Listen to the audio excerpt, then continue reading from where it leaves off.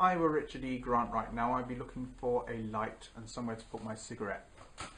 However, it's very difficult to find a 16:9 cardboard box. When I was a teenager, I got to know a friend who was very different from me, and she used to say things like, you can't expect people to be reasonable and so forth, and it gave me a different perspective, and I found that I liked her even though I disagreed with her quite dramatically. Now, this I've carried forward. When I was about 18, I remember somebody said, do you know anything about reality tunnels? And I thought, right, okay, no idea what those are. And then as time went by, I began to realise that people tend to surround themselves with people with whom they agree, and they tend to be distant from people that they disagree with. And at that distance, they are able to see them as having a stereotypical view of things, which is not as valid as their own view, because you thought about it and they haven't. I don't think this is how things really are, and I think it leads to polarisation. Now, if you're walking along like this, you can't see anything either side of you, all you see is what's ahead of you, and you pursue your own tunnel through reality. Somewhere else, there's another mole-like person up here, tunnelling their own tunnel through reality, and you never meet. You just think all there is the tunnel. That is reality for you.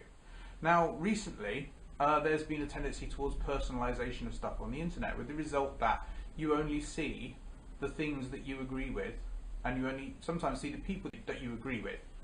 So, for example, you might go on Facebook and you see opinions about your own view, about religion, about politics, about health, and so forth, and you never get to see the people who disagree with you. And I think it's important to see the people that disagree with you. I don't think this just applies to the internet.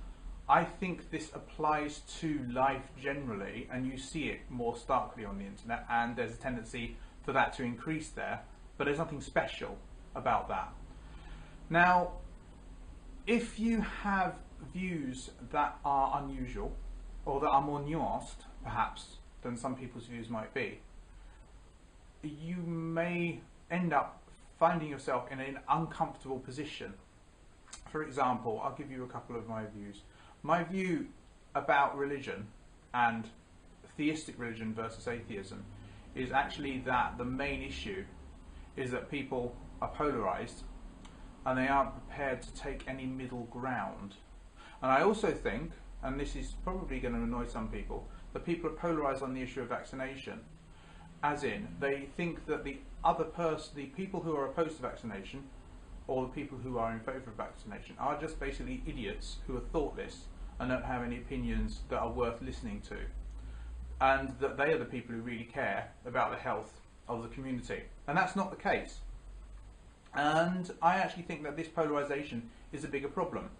So we can go through life pursuing these little tunnels, ignoring everything either side of us, ignoring everything above and below us, and just be comfortable in our own little bubbles. Or we can go out there and we can actually listen to people, make sure we mix with people that disagree with us, and operate some mutual respect. And I think that we need to do that even more now that things are becoming more isolated and polarised, because in fact one of the big issues is in fact this polarisation and this failure to listen. So we should take off our reality tunnels, our cardboard boxes, and have a look around us and see what the world is really like.